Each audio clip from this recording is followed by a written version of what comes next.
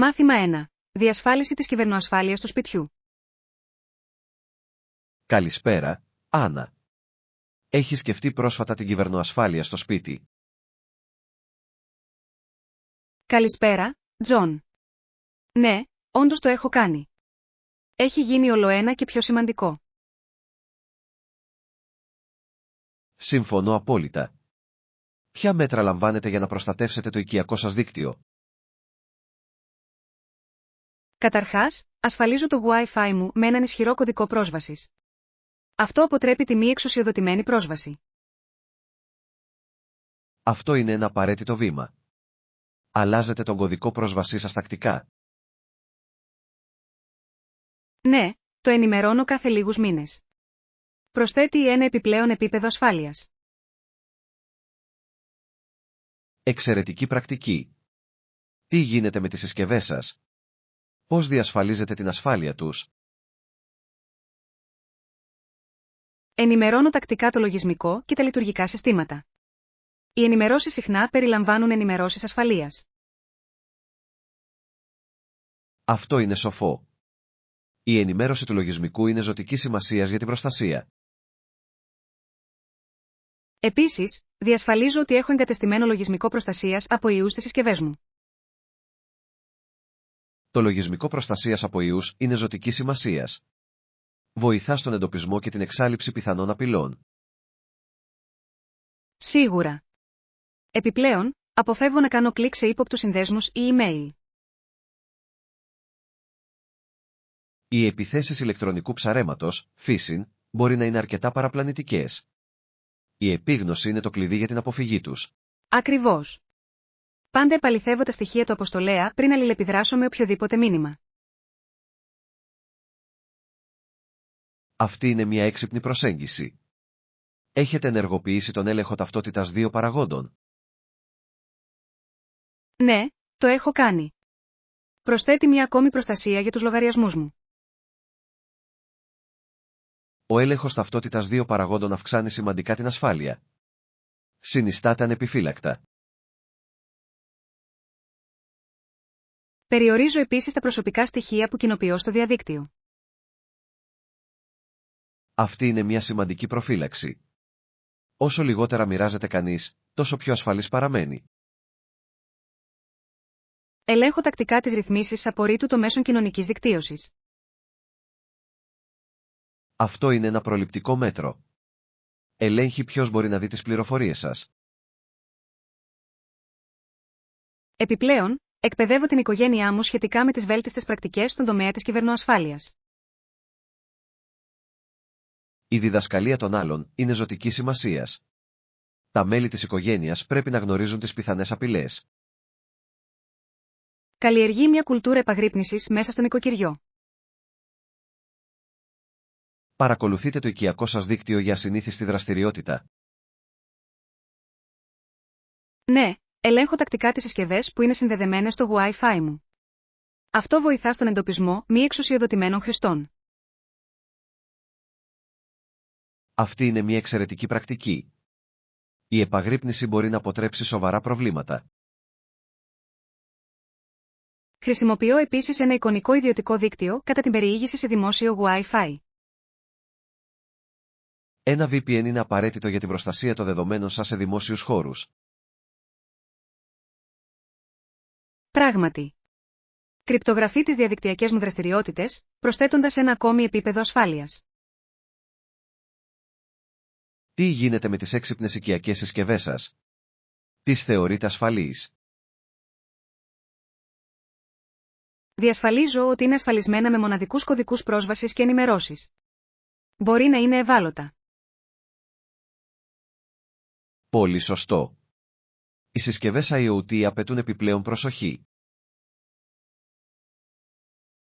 Αποφεύγω επίσης τη χρήση προεπιλεγμένων κωδικών πρόσβασης. Οι προσαρμοσμένοι κωδικοί πρόσβασης ενισχύουν σημαντικά την ασφάλεια. Έχετε αντιμετωπίσει οι ίδιοι απειλές στον κυβερνοχώρο? Ευτυχώς, όχι ακόμα. Ωστόσο, παραμένε επιφυλακτικός και προετοιμασμένος. Αυτό είναι σοφό. Η πρόληψη είναι πάντα καλύτερη από την αντιμετώπιση μιας κρίσης. Τι συμβουλή θα δίνατε σε κάποιον που είναι νέος στην κυβερνοασφάλεια? Θα συνιστούσα να ξεκινήσετε με βασικές προστασίες, όπως ισχυρούς κωδικούς πρόσβασης και ενημερώσεις. Αυτή είναι μια εξαιρετική συμβουλή. Όλοι θα πρέπει να δώσουν προτεραιότητα στην ασφάλεια τους στο διαδίκτυο. Η κυβερνοασφάλεια είναι απαραίτητη στη σημερινή ψηφιακή εποχή. Πράγματι, Άννα. Σε ευχαριστώ που μοιράστηκες τις γνώσεις σου. Μάθημα 2. Η βιολογική επιλογή. Καλησπέρα, Άννα. Ελπίζω να περνάς καλά τη μέρα σου. Καλησπέρα, Γιάννη. Είμαι καλά, ευχαριστώ. Εσύ τι κάνεις? Τα πάω αρκετά καλά. Σκέφτομαι τα ωφέλη των βιολογικών προϊόντων. Αυτό είναι ένα σημαντικό θέμα. Αγοράζετε βιολογικά προϊόντα όταν είναι δυνατόν? Προσπαθώ να αγοράζω βιολογικά προϊόντα όποτε μπορώ. Πιστεύω ότι είναι πιο υγιεινά. Συμμερίζομαι αυτή την πεποίθηση. Τα βιολογικά προϊόντα συχνά έχουν λιγότερες χημικές ουσίες. Ακριβώς. Πολλά συμβατικά προϊόντα περιέχουν φυτοφάρμακα και πρόσθετα που με ανησυχούν. Ναι, η επίγνωση τέτοιων ουσιών επηρεάζει και τις δικές μου επιλογές. Τι είδους βιολογικά προϊόντα προτιμάτε? Αγοράζω κυρίως βιολογικά φρούτα και λαχανικά. Κατά τη γνώμη μου, έχουν πιο φρέσκια γεύση.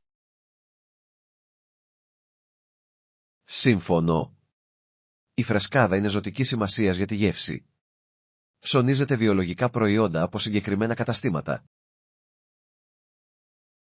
Ναι, συχνάζω στις τοπικές λαϊκές αγορές. Συνήθως προσφέρουν μια μεγάλη ποικιλία. Η υποστήριξη των τοπικών αγροτών είναι ένας εξαιρετικός τρόπος για την προώθηση της βιωσιμότητας. Πράγματι. Μου αρέσει να ξέρω από πού προέρχεται το φαγητό μου. Εκτιμώ επίσης αυτή την πτυχή. Πιστεύετε ότι τα βιολογικά προϊόντα αξίζουν τη τιμή τους? Ενώ μπορεί να είναι πιο ακριβά, νομίζω ότι τα ωφέλη για την υγεία δικαιολογούν το κόστος. Αυτή είναι μια έγκυρη προοπτική. Η επένδυση στην υγεία είναι απαραίτητη για τη μακροπρόθεσμη ευημερία. Τι γίνεται με το βιολογικό κρέας και γαλακτοκομικά προϊόντα? Αγοράζετε αυτά τα προϊόντα? Προσπαθώ να αγοράζω βιολογικό κρέας όποτε είναι δυνατόν. Κατά τη γνώμη μου, διασφαλίζει καλύτερη ευημερία των ζώων. Αυτό είναι ένα σημαντικό σημείο. Η ηθική μεταχείριση των ζώων θα πρέπει να αποτελεί προτεραιότητα. Ακριβώς. Επιπλέον, τα βιολογικά γαλακτοκομικά προϊόντα είναι συχνά πιο θρεπτικά. Διαπιστώνω ότι συχνά έχουν και πιο πλούσια γεύση. Πιστεύετε ότι οι πρακτικές βιολογικής γεωργίας είναι καλύτερες για το περιβάλλον? Ναι, οι βιολογικές μέθοδοι συνήθως συμβάλλουν στην υγεία του εδάφους και στη βιοποικιλότητα. Αυτό είναι ζωτικής σημασίας για τη βιώσιμη γεωργία. Πιστεύετε ότι περισσότεροι άνθρωποι θα πρέπει να εξετάσουν το ενδεχόμενο να στραφούν στη βιολογική γεωργία? Απολύτως. Η αυξημένη ζήτηση θα μπορούσε να ενθαρρύνει περισσότερες βιώσιμες πρακτικές. Θα μπορούσε να οδηγήσει σε θετικές αλλαγές στη βιομηχανία τροφίμων. Ποιες προκλήσεις πιστεύετε ότι αντιμετωπίζουν οι άνθρωποι όταν μεταβαίνουν σε βιολογικά προϊόντα? Το κόστος μπορεί να αποτελέσει σημαντικό εμπόδιο. Επίσης, η διαθεσιμότητα μπορεί να διαφέρει ανά περιοχή. Αυτό είναι αλήθεια. Ορισμένες περιοχές δεν έχουν πρόσβαση σε βιολογικές επιλογές. Η εκπαίδευση είναι επίσης ζωτικής σημασίας. Πολλοί άνθρωποι δεν γνωρίζουν τα ωφέλη της. Συμφωνώ. Η ευαισθητοποίηση μπορεί να οδηγήσει σε πιο τεκμηριωμένες αποφάσεις. Έχετε βιώσει κάποια εκπληκτικά ωφέλη από την κατανάλωση βιολογικών προϊόντων? Έχω παρατηρήσει βελτίωση στα επίπεδα ενέργειας και στην πέψη από τότε που έκανα την αλλαγή. Αυτό είναι φανταστικό. Οι βελτιώσεις στην προσωπική υγεία μπορούν να παρακινήσουν και άλλους να δοκιμάσουν βιολογικά τρόφιμα. Ναι, η ανταλλαγή εμπειριών μπορεί να είναι ισχυρή στην ενθάρρυνση της αλλαγής. Θα προτείνατε να ξεκινήσετε με συγκεκριμένα προϊόντα για κάποιον που είναι νέος στα βιολογικά προϊόντα? Θα πρότεινα να ξεκινήσετε με τι, βρώμικη δωδεκάδα.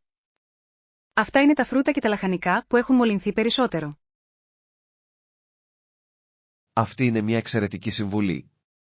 Η εστίαση σε βασικά στοιχεία μπορεί να κάνει τη μετάβαση ευκολότερη. Επιπλέον, ορισμένοι άνθρωποι μπορεί να εξετάσουν το ενδεχόμενο να καλλιεργήσουν τα δικά τους βιολογικά λαχανικά. Η καλλιέργεια της δικής σας τροφής μπορεί να είναι εξαιρετικά ικανοποιητική και εκπαιδευτική. Συνδέει τους ανθρώπους με την πηγή τροφής τους, ενθαρρύνοντας μια μεγαλύτερη εκτίμηση. Σε ευχαριστώ για αυτή τη διαφωτιστική συζήτηση, Άννα. Οι γνώσεις σου είναι πολύτιμες. Ευχαριστώ, Τζον. Απόλαυσα πολύ τη συζήτησή μας για τα βιολογικά προϊόντα. Ας συνεχίσουμε να εξερευνούμε μαζί υγιεινές και βιώσιμες επιλογές στο μέλλον. Μάθημα 3. Διδάσκοντας τα παιδιά για τα χρήματα. Καλησπέρα, Άννα. Ελπίζω να είσαι καλά σήμερα. Καλησπέρα, Γιάννη. Είμαι αρκετά καλά, ευχαριστώ. Εσύ τι κάνεις? Είμαι υπέροχα, σας ευχαριστώ που ρωτάτε. Ήθελα να συζητήσουμε ένα ζωτική σημασίας θέμα, τη διδασκαλία των παιδιών για τα χρήματα. Αυτό είναι ένα σημαντικό θέμα. Τα παιδιά πρέπει να κατανοήσουν τις οικονομικές έννοιες από νωρίς. Απολύτως. Ποιες μεθόδους χρησιμοποιείτε για να διδάξετε στα παιδιά σας για τα χρήματα? Ξεκινάω με απλές έννοιες, όπως η αποταμίευση και η δαπάνη. Πιστεύω ότι τα παιδιά πρέπει να μαθαίνουν την αξία του χρήματος από νωρίς. Αυτή είναι μια σοφή προσέγγιση. Πώς εξηγείτε τη σημασία της αποταμίευσης? Συχνά χρησιμοποιώ έναν κουμπαρά. Δείχνει οπτικά πώς λειτουργεί η αποταμίευση. Τους αρέσει να το βλέπουν να γεμίζει. Αυτή είναι μια διασκεδαστική και αποτελεσματική μέθοδος. Έχετε συζητήσει μαζί τους τον καθορισμό οικονομικών στόχων? Ναι, τα ενθαρρύνω να θέτουν μικρούς στόχους. Για παράδειγμα, να κάνουν οικονομίες για ένα παιχνίδι που θέλουν. Αυτή είναι μια εξαιρετική ιδέα. Διδάσκει υπομονή και προγραμματισμό. Τους εισάγω επίσης την έννοια του προϋπολογισμού. Δημιουργούμε μαζί απλούς προϋπολογισμούς για το έξοδό τους. Η έγκαιρη διδασκαλία δεξιοτήτων κατάρτισης προϋπολογισμού είναι απαραίτητη. Θα τους ωφελήσει στο μέλλον. Συμφωνώ. Εξηγώ ότι ο προϋπολογισμός βοηθά στη συνετή διαχείριση των χρημάτων. Έχετε σκεφτεί να τους εμπλέξετε στα οικογενειακά έξοδα? Ναι, τους πηγαίνω συχνά για ψώνια στο σούπερ μάρκετ. Τους δείχνω πώς να συγκρίνουν τιμές και να κάνουν επιλογές. Αυτός είναι ένας φανταστικός τρόπος για να τους εμπλέξετε. Οι εμπειρίες της πραγματικής ζωής είναι οι καλύτεροι δάσκαλοι. Συζητώ επίσης τις ανάγκες έναντι των επιθυμιών. Είναι ζωτική σημασίας για την κατανόησή τους. Αυτό είναι ένα πολύτιμο μάθημα. Τα παιδιά θα πρέπει να μάθουν να βάζουν προτεραιότητες στα έξοδά τους. Ακριβώς. Τους ζητώ να σκεφτούν τι πραγματικά χρειάζονται πριν κάνουν αγορές. Πώς χειρίζεστε το να τους δίνετε χρήματα για λιχουδιές ή εξόδους? Θέτω ένα όριο. Μπορούν να επιλέξουν πώς εξοδέψουν εντός αυτού του ορίου. Αυτό ενθαρρύνει τη λήψη αποφάσεων. Αυτή είναι μια εξαιρετική στρατηγική. Τους δίνει μια αίσθηση ευθύνης για τις επιλογές τους. Χρησιμοποιώ επίσης παιχνίδια και εφαρμογές που έχουν σχεδιαστεί για την οικονομική παιδεία. Κάνουν τη μάθηση διασκεδαστική. Πολλά παιχνίδια μπορούν να διδάξουν τη διαχείριση χρημάτων με έναν ελκυστικό τρόπο. Έχετε δει κάποια αγαπημένα? Ναι, τα παιδιά μου απολαμβάνουν να παίζουν το Monopoly. Ενισχύει έννοιες όπως η αγορά και το εμπόριο. Το Monopoly είναι ένα κλασικό. Διδάσκει στρατηγική σκέψη παράλληλα με τα χρηματοοικονομικά. Μια άλλη εφαρμογή που μας αρέσει είναι το Bankaroo. Βοηθά στην οπτικοποίηση των εξοικονομήσεων και των εξόδων. Αυτό ακούγεται ενδιαφέρον. Η τεχνολογία μπορεί να βελτιώσει τις παραδοσιακές μεθόδους μάθησης. Πράγματι. Πιστεύω στον συνδυασμό διαφορετικών μεθόδων διδασκαλίας για αποτελεσματικότητα. Τι θα λέγατε για τη συζήτηση των συνεπειών των κακών οικονομικών αποφάσεων? Νομίζω ότι είναι απαραίτητο να θίξουμε αυτό το θέμα.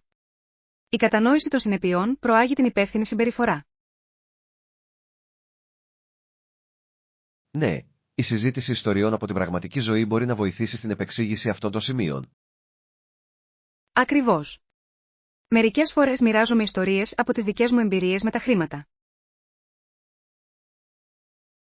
Οι προσωπικές ιστορίες μπορούν να είναι πολύ ισχυρές. Προσδίδουν ανθρώπινη διάσταση στα οικονομικά μαθήματα. Έχετε αντιμετωπίσει δυσκολίες καθώς διδάσκατε στα παιδιά σας για τα χρήματα?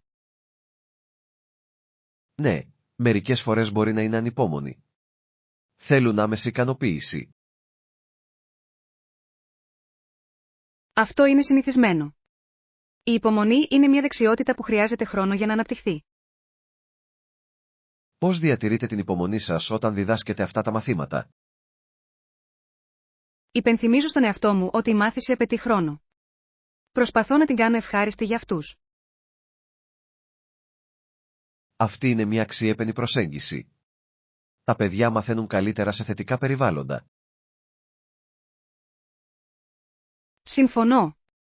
Πάντα γιορτάζω τα επιτεύγματά τους, όσο μικρά κι αν είναι. Ο εορτασμός των εικόνων ενισχύει τη μάθησή τους. Τους παρακινεί να συνεχίσουν. Ποια τελική συμβουλή θα δίνετε στους γονείς που μαθαίνουν στα παιδιά τους για τα χρήματα? Θα πρότεινα να ξεκινήσετε νωρίς και να είστε συνεπείς. Οι ανοιχτές συζητήσεις είναι ζωτικής σημασίας. Αυτή είναι πολύτιμη συμβουλή, Τζον. Η επικοινωνία είναι το κλειδί για την κατανόηση. Σε ευχαριστώ που μοιράστηκες τις γνώσεις σου, Άννα. Ήταν μια διαφωτιστική συζήτηση.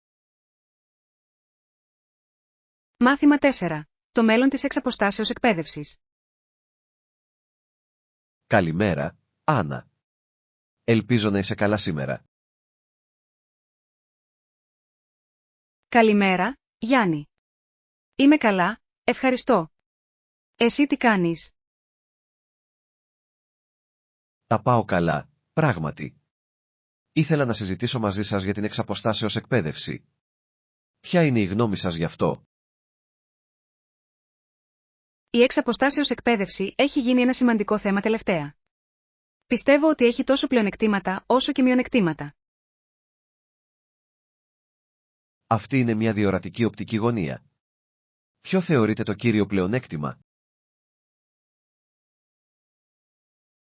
Ένα σημαντικό πλεονέκτημα είναι η ευελιξία.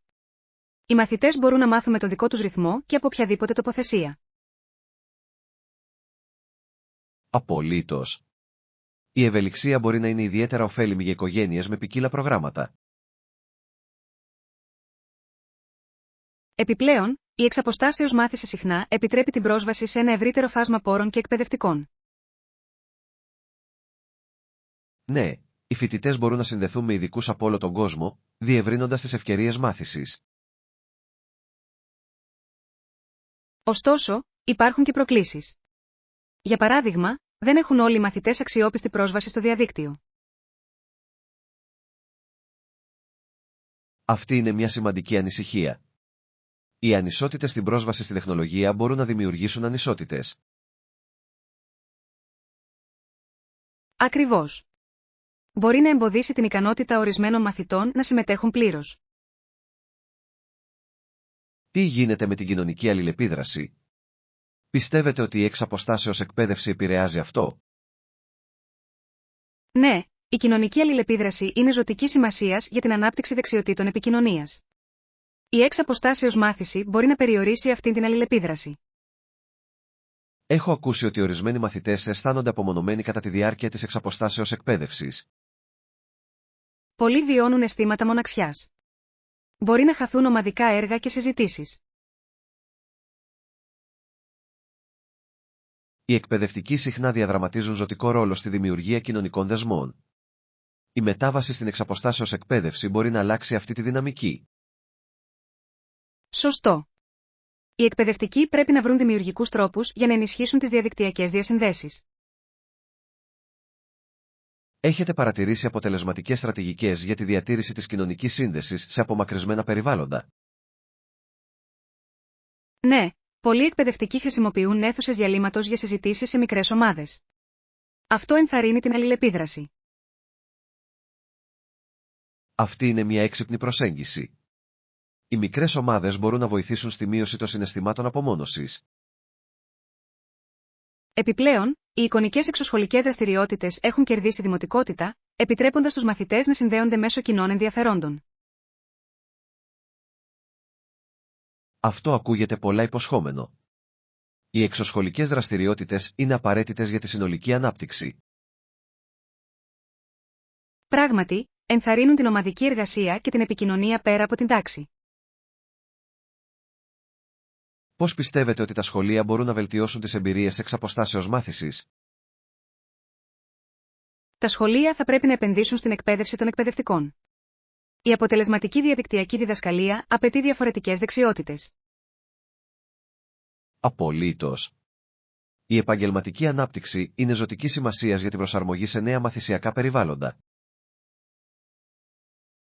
Πιστεύω επίσης ότι η τακτική ανατροφοδότηση από τους μαθητές μπορεί να βελτιώσει την εμπειρία της εξ αποστάσεως μάθησης. Η ακρόαση των αναγκών των μαθητών είναι απαραίτητη για τη συνεχή βελτίωση. Οι γνώσεις τους μπορούν να οδηγήσουν σε ουσιαστικές αλλαγές. Ποια είναι η θέση σας σχετικά με τα υβριδικά μοντέλα, που συνδυάζουν την αυτοπρόσωπη και την εξ αποστάσεως μάθηση? Θεωρώ τα υβριδικά μοντέλα πολύ ελκυστικά. Μπορούν να προσφέρουν τα καλύτερα και των δύο κόσμων.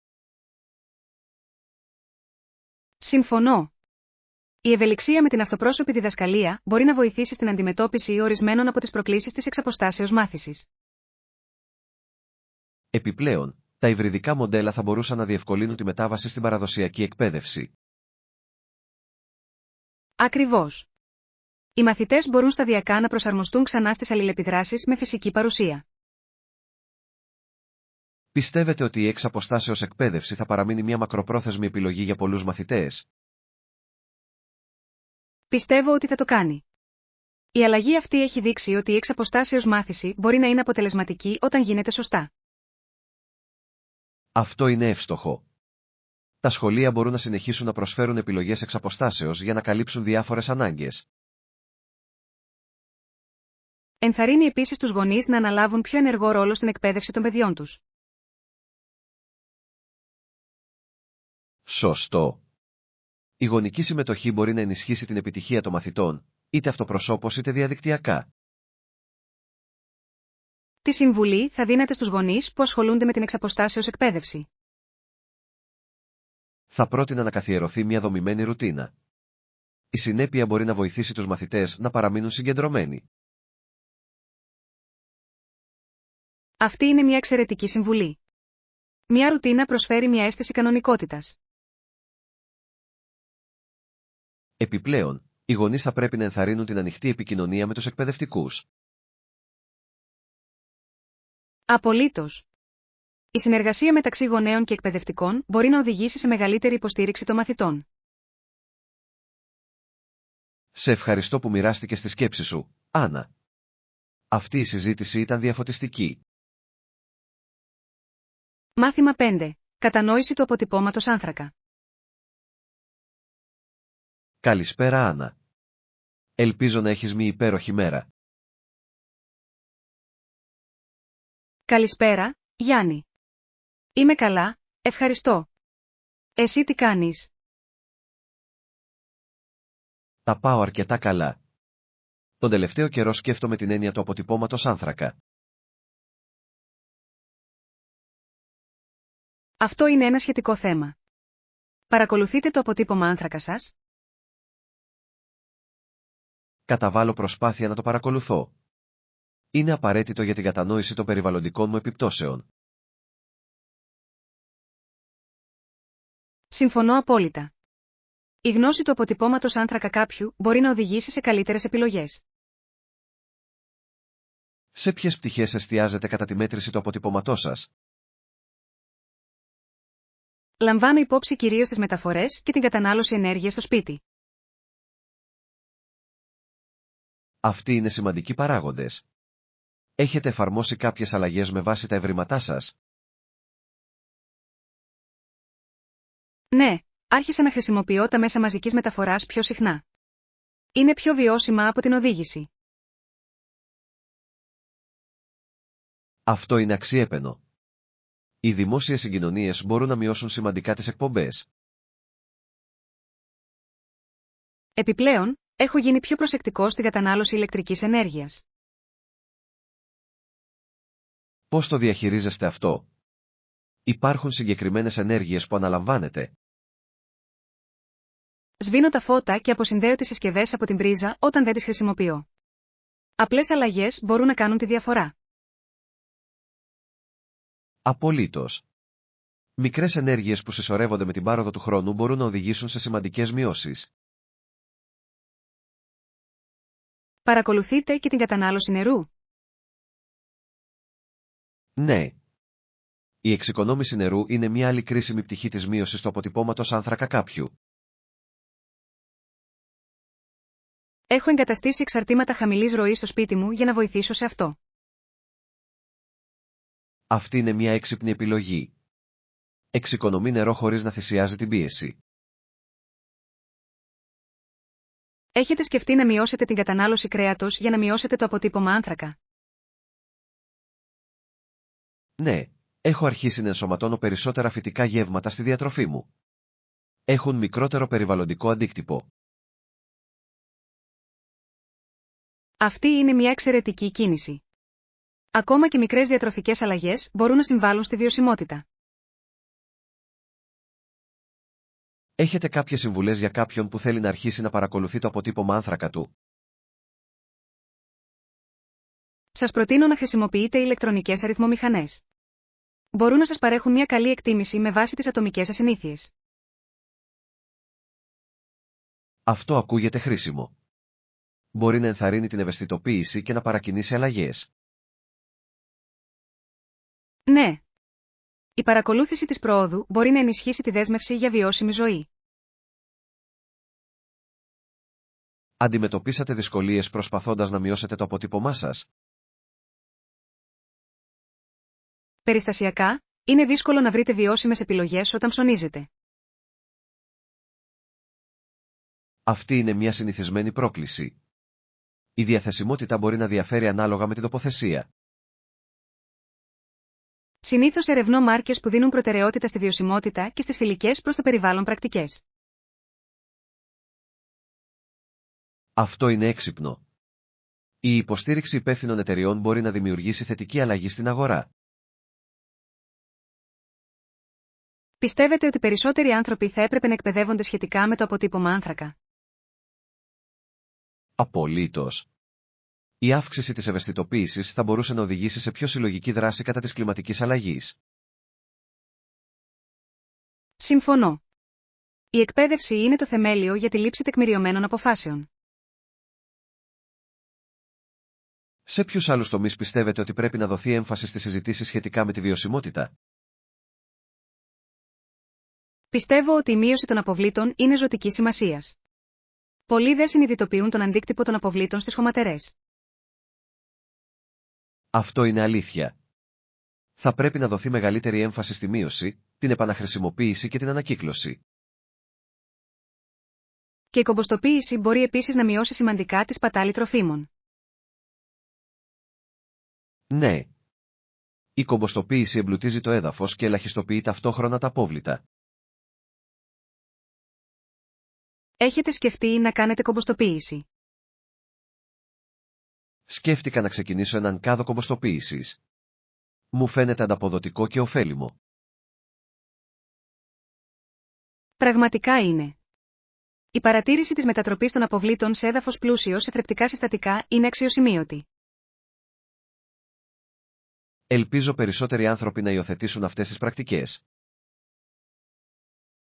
Η έμπνευση μπορεί να εξαπλωθεί μέσα από κοινές εμπειρίες και πληροφορίες. Σε ευχαριστώ για αυτή την επικοδομητική συζήτηση, Άννα. Σε ευχαριστώ, Τζον. Απόλαυσα τη συζήτηση μαζί σου για το αποτύπωμα άνθρακα και τη βιωσιμότητα. Ας συνεχίσουμε να εξερευνούμε μαζί αυτά τα σημαντικά θέματα στο μέλλον. Μάθημα 6. Πρακτικές εξοικονόμησης ενέργειας. Καλημέρα, Άννα. Ελπίζω να ξεκινάς όμορφα τη μέρα σου. Καλημέρα, Γιάννη. Είμαι καλά, ευχαριστώ. Εσύ τι κάνεις? Είμαι αρκετά καλά. Σκέφτομαι την εξοικονόμηση ενέργειας τελευταία. Αυτό είναι ένα σημαντικό θέμα. Η εξοικονόμηση ενέργειας είναι απαραίτητη τόσο για το περιβάλλον όσο και για τους λογαριασμούς μας. Συμφωνώ απόλυτα. Ποια πρακτικά βήματα κάνετε για να εξοικονομήσετε ενέργεια στο σπίτι? Ένα από τα πρώτα πράγματα που κάνω είναι να στραφώ σε ενεργειακά αποδοτικούς λαμπτήρες. Καταναλώνουν λιγότερη ηλεκτρική ενέργεια. Αυτό είναι ένα εξαιρετικό βήμα. Έχετε παρατηρήσει κάποια διαφορά στους λογαριασμούς ρεύματος? Ναι, πράγματι. Οι λογαριασμοί μου έχουν μειωθεί από τότε που έκανα αυτή την αλλαγή. Έχω ακούσει ότι η χρήση φυσικού φωτός κατά τη διάρκεια της ημέρας μπορεί επίσης να βοηθήσει. Απολύτως. Προσπαθώ να ανοίξω τις κουρτίνες μου και να αφήσω να μπει όσο το δυνατόν περισσότερο ηλιακό φως. Αυτή είναι μια έξυπνη προσέγγιση. Το φυσικό φως δημιουργεί επίσης μια ευχάριστη ατμόσφαιρα. Σβήνω επίσης τα φώτα όταν φεύγω από ένα δωμάτιο. Είναι μια απλή συνήθεια αλλά πολύ αποτελεσματική. Κάθε μικρή ενέργεια μετράει. Αποσυνδέετε τις συσκευές όταν δεν τις χρησιμοποιείτε. Ναι, το κάνω. Πολλές συσκευές συνεχίζουν να καταναλώνουν ενέργεια ακόμα και όταν είναι απενεργοποιημένες, κάτι που είναι γνωστό ως φανταστικό φορτίο. Αυτό είναι ένα κρίσιμο σημείο. Έχω αρχίσει να χρησιμοποιώ πολύπριζα για να το κάνω πιο εύκολο. Αυτή είναι μια εξαιρετική ιδέα. Τα πολύπριζα επιτρέπουν την εύκολη αποσύνδεση πολλών συσκευών ταυτόχρονα. Τι γίνεται με τη θέρμανση και την ψήξη? Πώς τα διαχειρίζεστε αποτελεσματικά? Ρυθμίζω τον θερμοστάτη μου μερικούς βαθμούς χαμηλότερα το χειμώνα και υψηλότερα το καλοκαίρι. Αυτές οι προσαρμογές μπορούν να οδηγήσουν σε σημαντική εξοικονόμηση ενέργειας με την πάροδο του χρόνου. Ναι, μπορούν. Επίσης, φροντίζω ώστε το σπίτι μου να είναι καλά μονωμένο για να διατηρεί τη θερμοκρασία. Η μόνωση είναι ζωτικής σημασίας. Αποτρέπει την απώλεια ενέργειας, καθιστώντας τη θέρμανση και την ψήξη πιο αποδοτική. Έχω επίσης επενδύσει σε ενεργειακά αποδοτικές συσκευές. Καταναλώνουν λιγότερη ενέργεια από τα παλαιότερα μοντέλα. Αυτή είναι μια σοφή επένδυση. Το αρχικό κόστος μπορεί να αποδώσει μακροπρόθεσμα. Απολύτως. Εφαρμόζετε συγκεκριμένες συνήθειες εξοικονόμησης ενέργειας. Προσπαθώ να περιορίσω τη χρήση ζεστού νερού. Κάνω ντους για μικρότερα διαστήματα και πλένω τα ρούχα με κρύο νερό. Εξαιρετικές συνήθειες. Είναι εκπληκτικό το πόση ενέργεια μπορεί να καταναλώσει το ζεστό νερό. Επιπλέον, μαγειρεύω σε παρτίδες για να εξοικονομώ ενέργεια και χρόνο. Το μαγείρεμα σε παρτίδες είναι αποτελεσματικό. Επιτρέπει επίσης την ευκολότερη προετοιμασία γευμάτων. Χρησιμοποιείται ανανεώσιμες πηγές ενέργειας, όπως ηλιακούς συλλέκτες. Δεν έχω ακόμα ηλιακούς συλλέκτες, αλλά σκοπεύω να τους εγκαταστήσω του χρόνου. Αυτό είναι συναρπαστικό. Μπορούν να μειώσουν σημαντικά την εξάρτησή σας από τις παραδοσιακές πηγές ενέργειας. Ναι, και συμβάλλουν σε ένα πιο υγιές περιβάλλον. Έχετε εξετάσει τυχόν τοπικά κίνητρα για ανανεώσιμες πηγές ενέργειας? Έχω. Πολλές κυβερνήσεις προσφέρουν εκπτώσεις ή φορολογικές ελαφρύνσεις για εγκαταστάσεις ηλιακής ενέργειας. Αυτό είναι ωφέλιμο. Τέτοια κίνητρα ενθαρρύνουν περισσότερους ανθρώπους να εξετάσουν τις ανανεώσιμες πηγές ενέργειας. Σίγουρα. Η εκπαίδευση σχετικά με την εξοικονόμηση ενέργειας είναι ζωτικής σημασίας. Πολλοί άνθρωποι δεν γνωρίζουν τις απλές αλλαγές που μπορούν να κάνουν. Συμφωνώ. Η ευαισθητοποίηση μπορεί να οδηγήσει σε μια συλλογική προσπάθεια για εξοικονόμηση ενέργειας. Ποιος είναι ο επόμενος στόχος σας σχετικά με την εξοικονόμηση ενέργειας? Στόχος μου είναι να διενεργήσω ενεργειακή επιθεώρηση στο σπίτι μου. Θα βοηθήσει στον εντοπισμό πρόσθετων τομέων βελτίωσης. Αυτό ακούγεται σαν ένα εξαιρετικό σχέδιο. Ένας έλεγχος μπορεί να αποκαλύψει συγκεκριμένες αλλαγές που μπορεί να μην έχετε λάβει υπόψη. Έχετε κάνει ποτέ ενεργειακή επιθεώρηση? Ναι, έκανα ένα πέρυσι. Μου άνοιξε τα μάτια και με βοήθησε να κάνω αποτελεσματικές αλλαγές. Σε ευχαριστώ που μοιράστηκες τις γνώσεις σου, Άννα. Έμαθα πολλά από τη συζήτησή μας. Σε ευχαριστώ, Τζον. Εκτιμώ και τη σκέψη σου σχετικά με την εξοικονόμηση ενέργειας. Ας συνεχίσουμε να προωθούμε μαζί πρακτικές εξοικονόμησης ενέργειας στο μέλλον. Μάθημα 7. Η σημασία της ενημέρωσης του βιογραφικού σας. Καλημέρα, Άννα. Τι κάνεις σήμερα? Καλημέρα, Γιάννη. Είμαι καλά, ευχαριστώ. Εσύ τι κάνεις? Είμαι αρκετά καλά. Σκεφτόμουν τη σημασία της ενημέρωσης του βιογραφικού σημειώματος ή του βιογραφικού σημειώματος κάποιου. Αυτό είναι ένα κρίσιμο θέμα. Πόσο συχνά ενημερώνετε το βιογραφικό σας?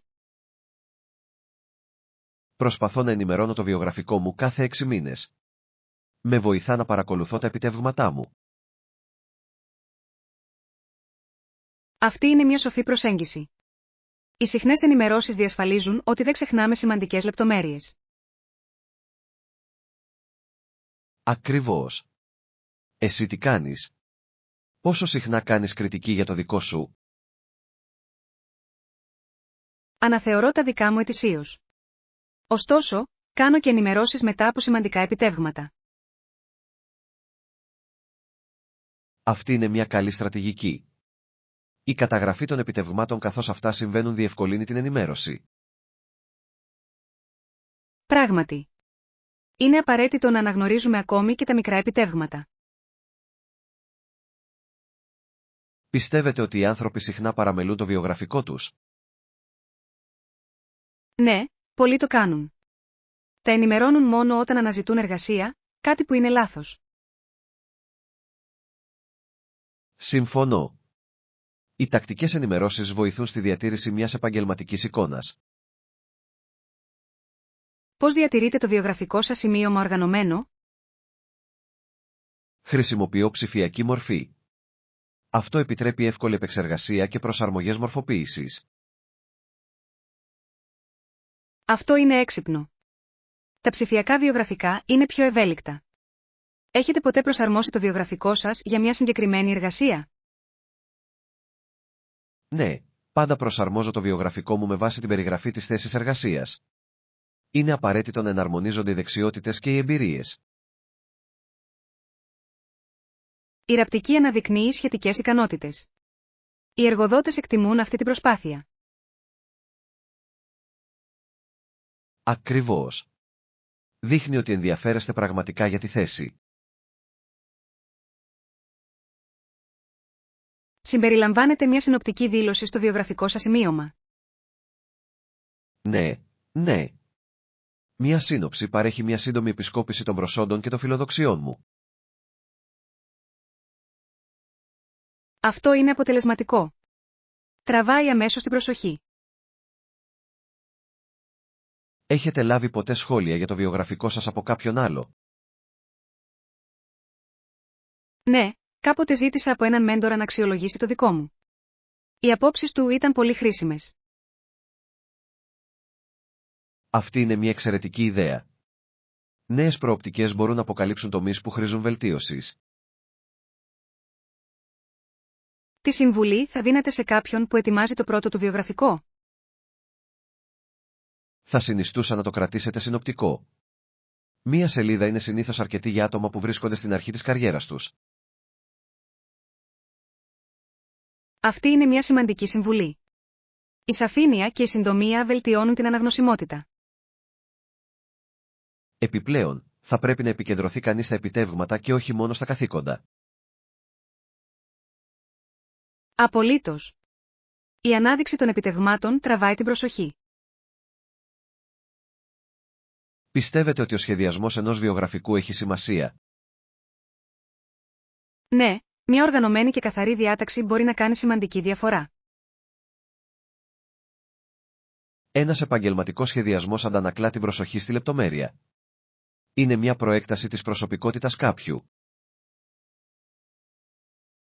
Σίγουρα. Ωστόσο, πρέπει να διασφαλιστεί ότι ο σχεδιασμός δεν επισκιάζει το περιεχόμενο. Το περιεχόμενο πρέπει πάντα να έχει προτεραιότητα. Η ουσία είναι ζωτική σημασίας έναντι του στυλ. Έχετε σκεφτεί να χρησιμοποιήσετε πρότυπα για το βιογραφικό σας? Το έχω κάνει, αλλά προτιμώ να προσαρμόζω τη μορφή μου. Μου φαίνεται πιο προσωπικό. Αυτό είναι κατανοητό. Η εξατομίκευση μπορεί να σας διαφοροποιήσει από τους άλλους. Τι πιστεύετε για τη συμπερίληψη συνδέσμων κοινωνικής δικτύωσης σε ένα βιογραφικό σημείωμα? Αν τα μέσα κοινωνικής δικτύωσης είναι επαγγελματικά, πιστεύω ότι μπορούν να είναι ωφέλιμα. Προβάλλουν την εργασία και το δίκτυό σας. Αυτό είναι ένα βάσιμο σημείο. Πλατφόρμες όπως το LinkedIn είναι ιδανικές για δικτύωση. Ναι, επιτρέπει στους πιθανούς εργοδότες να δουν τα επαγγελματικά σας επιτεύγματα. Πώς διαχειρίζεστε τα κενά στο ιστορικό απασχόλησής σας? Τους απευθύνομαι με ειλικρίνεια, επισημαίνοντας τυχόν σχετικές εμπειρίες κατά τη διάρκεια εκείνης της περίοδου. Η διαφάνεια είναι το κλειδί. Οι εργοδότες εκτιμούν την ειλικρίνεια. Θα λέγατε ότι η συνεχής ανάπτυξη δεξιοτήτων είναι ζωτικής σημασίας για τη διατήρηση ενός σχετικού βιογραφικού? Απολύτως. Η συνεχής μάθηση ενισχύει την απασχολησιμότητα και αναδεικνύει την προσαρμοστικότητα. Συμφωνώ. Η αναβάθμιση των δεξιοτήτων μπορεί να κάνει σημαντική διαφορά στις επαγγελματικές προοπτικές κάποιου. Σε ευχαριστώ που μοιράστηκες τις γνώσεις σου, Άννα. Αυτή η συζήτηση ήταν πολύ διαφωτιστική. Ευχαριστώ, Τζον. Απόλαυσα τη συζήτηση μαζί σου για τη σημασία των βιογραφικών και της επαγγελματικής εξέλιξης. Ας συνεχίσουμε να εξερευνούμε περισσότερα θέματα που σχετίζονται με την καριέρα στο μέλλον. Μάθημα 8. Η συζήτηση για τις προτιμήσεις άσκησης. Καλησπέρα, Άννα. Ελπίζω να έχεις μια υπέροχη μέρα. Καλησπέρα, Γιάννη. Είμαι όντως καλά, ευχαριστώ. Εσύ τι κάνεις? Είμαι αρκετά καλά. Ήθελα να συζητήσω ένα θέμα που πολλοί βρίσκουν ενδιαφέρον, τις προτιμήσεις άσκησης. Προτιμάτε ομαδικές προπονήσεις ή ατομική άσκηση? Αυτή είναι μια συναρπαστική ερώτηση. Προσωπικά, απολαμβάνω τις ομαδικές προπονήσεις. Ενισχύουν το κίνητρο και τη συντροφικότητα. Μπορώ να το καταλάβω αυτό. Η ενέργεια των άλλων συχνά ενισχύει την απόδοση. Έχετε κάποιο αγαπημένο είδος ομαδικού μαθήματος? Ναι, μου αρέσουν ιδιαίτερα τα μαθήματα γιόγκα. Προσφέρουν τόσο σωματικά όσο και ψυχικά ωφέλη. Η γιόγκα είναι εξαιρετική για ευληγησία και χαλάρωση. Την εξασκείτε εδώ και πολύ καιρό? Ασχολούμαι με γιόγκα εδώ και αρκετά χρόνια. Έχει βελτιώσει σημαντικά την ευεξία μου. Είναι υπέροχο να το ακούω αυτό. Θεωρείς ότι η ομαδική ατμόσφαιρα προσθέτει στην εμπειρία σου? Απολύτως. Η προπόνηση με άλλους δημιουργεί μια αίσθηση κοινότητας. Είναι ενθαρρυντικό. Το βλέπω αυτό. Η θετική ενέργεια από τους άλλους συμμετέχοντες μπορεί να είναι μεταδοτική. Σίγουρα είναι. Οι ομαδικές προπονήσεις παρέχουν επίσης υπευθυνότητα. Είναι λιγότερο πιθανό να χάσετε ένα μάθημα. Αυτό είναι ένα καλό σημείο. Ωστόσο, πιστεύετε ότι οι ομαδικές προπονήσεις μπορεί να μην ταιριάζουν σε όλους? Ναι, αυτό είναι δυνατό. Μερικοί άνθρωποι μπορεί να αισθάνονται εκφοβισμένοι σε ένα ομαδικό περιβάλλον. Ακριβώς. Πιστεύω ότι κάποιοι μπορεί να προτιμούν την ιδιωτικότητα της μοναχικής άσκησης. Οι ατομικές προπονήσεις επιτρέπουν την προσωπική αναστοχασμό και ενδοσκόπηση. Μπορούν επίσης να προσφέρουν ευελιξία. Ναι, το να γυμνάζεσαι μόνος σου σημαίνει ότι μπορείς να επιλέξεις το πρόγραμμα και το ρυθμό σου.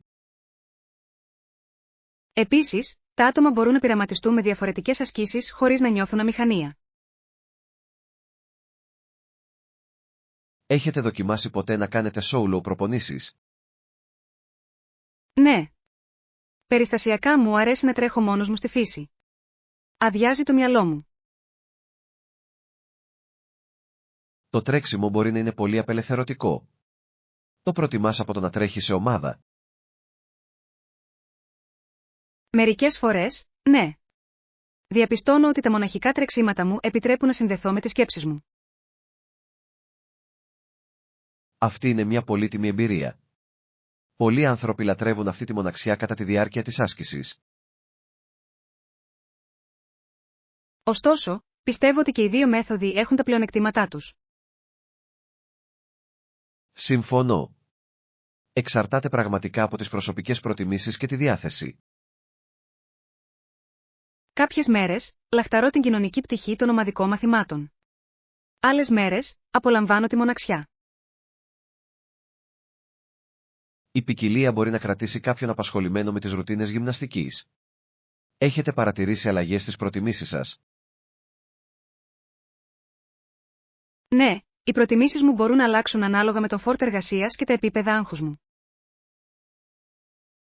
Αυτό είναι κατανοητό. Η σωματική δραστηριότητα είναι συχνά μία απάντηση σε συναισθηματικές ανάγκες.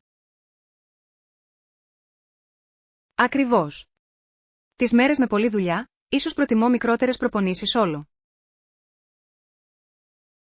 Αυτό βγάζει νόημα. Οι συντομότερες συνεδρίες μπορούν να είναι πιο διαχειρίσιμες εν μέσω ενός φορτωμένου προγράμματος. Αντίθετα, σε πιο ήσυχες ώρες, μπορεί να αναζητήσω το κίνητρο μιας ομάδας. Αυτή είναι μια εξαιρετική ισορροπία. Η ευελιξία είναι σημαντική για τη διατήρηση ενός σταθερού προγράμματος άσκησης. Έχεις δοκιμάσει να συνδυάσεις ομαδικές και ατομικές προπονήσεις? Ναι, ενσωματώνω και τα δύο στο πρόγραμμα γυμναστικής μου. Συμμετέχω σε ομαδικά μαθήματα συγκεκριμένες ημέρες. Αυτό ακούγεται αποτελεσματικό. Ποιες ομαδικές προπονήσεις σου αρέσουν? Μου αρέσουν τα μαθήματα διαλυματικής προπόνησης υψηλής έντασης. Είναι απαιτητικά αλλά και ικανοποιητικά. Το HIIT μπορεί να είναι πολύ αποτελεσματικό. Χτίζει γρήγορα δύναμη και αντοχή. Εκτιμώ ότι επιτρέπει επίσης την υποστήριξη της κοινότητας κατά τη διάρκεια απαιτητικών προπονήσεων. Σίγουρα. Η ενθάρρυνση μπορεί να οθήσει τα άτομα να εργαστούν σκληρότερα. Τι συμβουλή θα δίνατε σε κάποιον που σκέφτεται να ξεκινήσει ομαδικές ή ατομικές προπονήσεις? Θα σας πρότεινα να δοκιμάσετε και τα δύο. Είναι σημαντικό να ανακαλύψετε τι σας ταιριάζει. Συμφωνώ απόλυτα. Η έβρεση του κατάλληλου περιβάλλοντος άσκησης είναι το κλειδί για τη διατήρηση του κινήτρου. Ναι. Τελικά, η πιο κρίσιμη πτυχή είναι να παραμείνετε ενεργοί και να απολαύσετε τη διαδικασία. Σε ευχαριστώ για αυτή τη διαφωτιστική συζήτηση, Άννα. Οι απόψεις σου είναι πολύτιμες. Σε ευχαριστώ, Τζον. Απόλαυσα τη συζήτηση για τις προτιμήσεις μας στην άσκηση μαζί σου. Ας συνεχίσουμε να εξερευνούμε θέματα που σχετίζονται με την υγεία και την ευεξία στο μέλλον.